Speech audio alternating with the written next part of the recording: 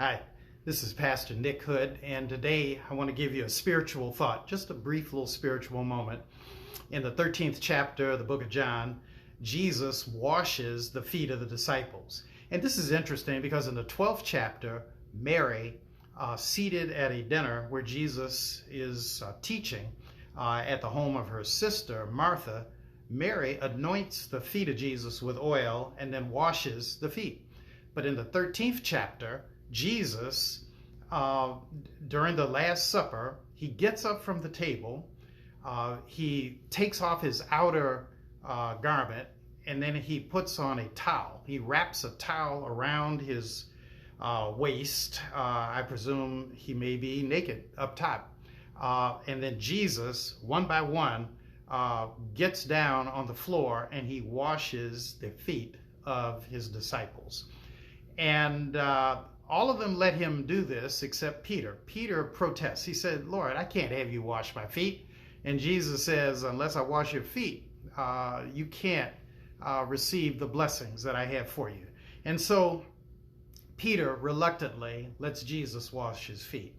And I want you to think about that optic for a minute. How would you feel if the Lord showed up in front of you right now and said, "So, brother, pull down your socks, take off your shoes, and let me put my hands on your feet. Let me wash your feet." Think about what it means to wash somebody's feet. You got to have a bowl of water, some soap, some kind of cloth, or I guess you could wash the feet without a cloth. But he is touching their feet, hand to foot, hand on the top of the foot, hand on the bottom of the foot. And he's working up and down from the heel to the toe. And when he gets to the toes, Jesus probably went through the toes. Imagine, do you want the Lord touching your toe jam? Do you want anybody to see your toe jam? Do you want anybody to smell your toe jam? But Jesus is there in the most intimate of ways with the disciples. And there's a lesson in this. The washing of the feet to me is symbolic. But what it shows is that Jesus wants to be one with you and me.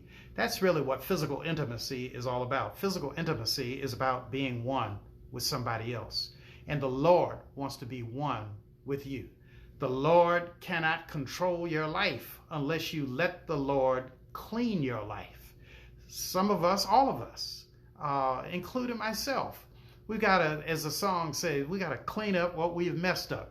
And so that we can start on our way. And the Lord wants to clean up your mess.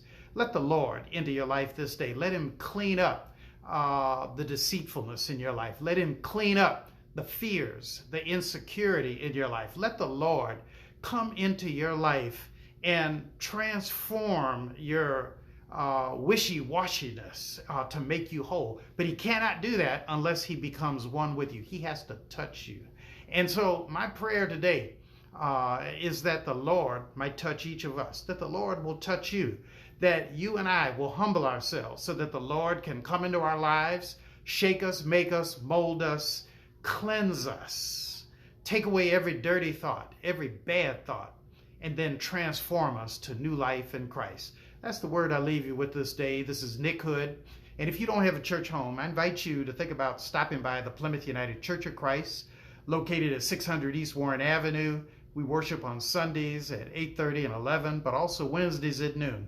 Thanks so much for watching this little Facebook Live word on letting the Lord wash you.